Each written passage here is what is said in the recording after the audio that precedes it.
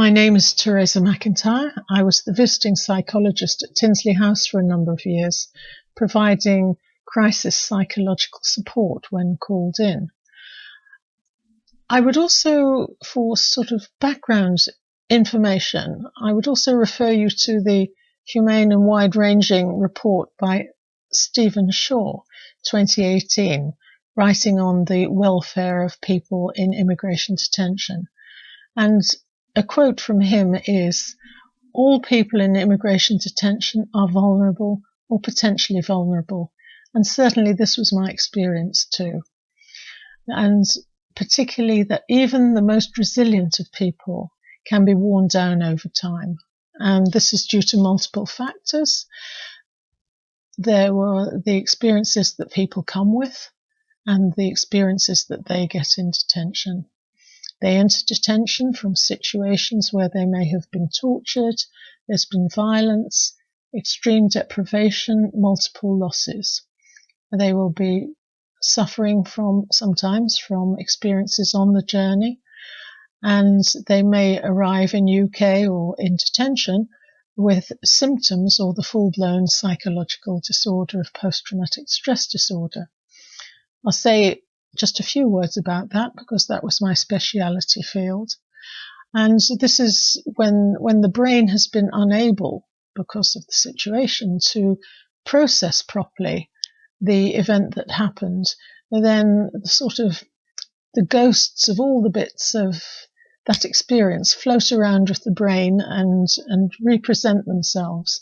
And it may be in nightmares, flashbacks, hallucinations, sensations in their bodies that the same thing is happening again, and extreme panic. They may become switched off and emotionally numbed, or they may become quite hyper and on edge, easily moved to irritability, anger, and certainly suffering from insomnia. And people long term suffering from PTSD, which doesn't resolve, suffer from depression, anxiety, phobias, psychosomatic sensations of past blows, injuries, and of course they can then self-harm, abuse drugs and alcohol as a way of coping. And in detention, they find themselves very often in an environment, the culture of that detention centre, where there are particular staff attitudes. They feel insecure within a secure environment. There's poor provision of health and psychological services. There's lack of support of friends, family, especially children, lack of legal help, a lack of cultural support, restricted use of IT, and certainly a lack, in my experience, of meaningful and distracting activity, and overall a lack of control of what happens to them. There's a fear of return always there, and the trauma of indefinite detention, that they never know what's going to happen to them or when, and certainly indefinite detention does contribute to the severity of distress, and with severe feelings of helplessness and hopelessness. That is the reality for a lot of people in detention.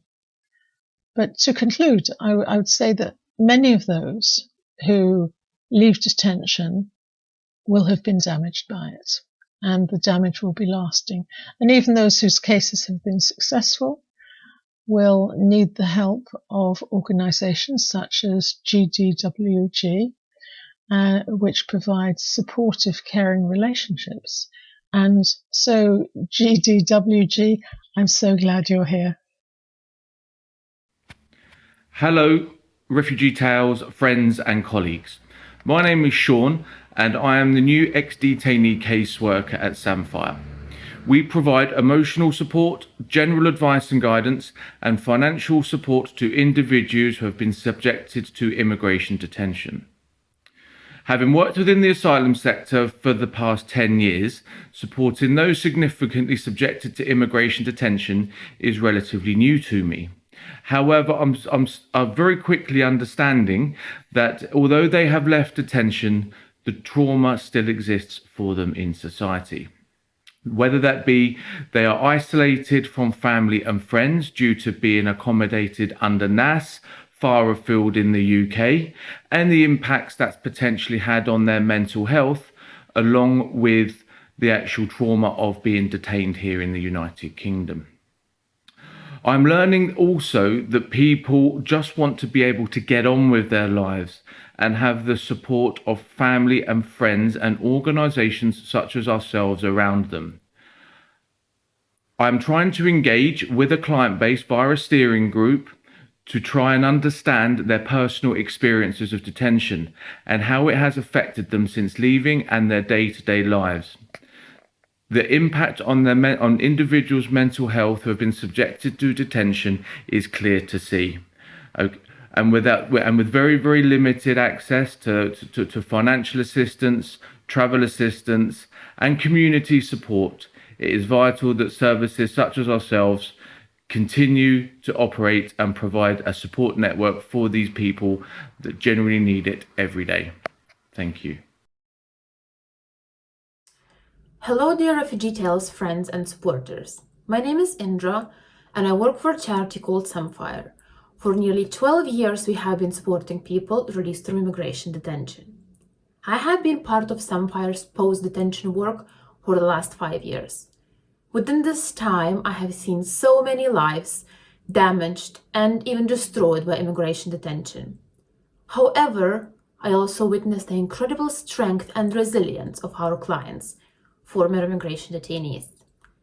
Each and every single one of them have adapted coping mechanisms that suit them.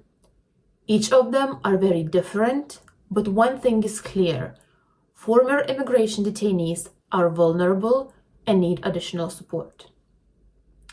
First of all, let's make a note that everyone touched by immigration detention is a friend, a mother, a father, a son, a community member.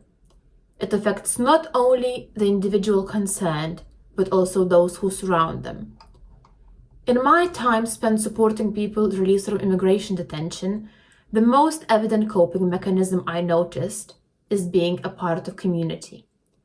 Regardless of individual immigration situation and experiences of detention, people just want to get on with their lives, to go to their places of worship, volunteer at a local charity shop, bring their children to school, or help their friend with childcare. Being part of the community and keeping busy plays a massive role in coping with their experiences of detention. For some, being immersed in community activities is a tool to help them forget. For others, it's a platform to talk about their experiences. It is understandable that people want to forget. However, those who choose to talk, or at least to listen to others talk, often find sanctuary in their words. Experience shared is experience halved. One of the main issues is who to share this experience with. Our clients are often dispersed to dispersal accommodation, to areas unfamiliar to them, and you will not be sharing your experiences with strangers.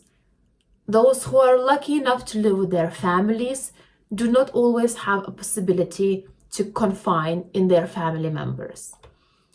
Detention brings out mental trauma, and mental health is not a topic that is easily discussed in all communities. In fact, in communities that we work with and where our clients are coming from, it's very much a stigma to talk about your feelings and your inner struggles.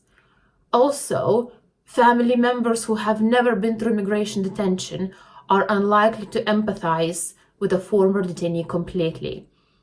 That's why people seek to maintain friendships they created whilst being detained in immigration removal centers. From working with our clients, I noticed that they keep their friendships they formed in immigration removal centers, even if their friends live in opposite parts of the country. In our yearly ex-detainee conference, we see each year how much joy meeting someone they haven't seen since being released from detention gives to people. One of the main aspects to cope with trauma is form a trusted community around you. People released from detention live in constant fear of re-detention.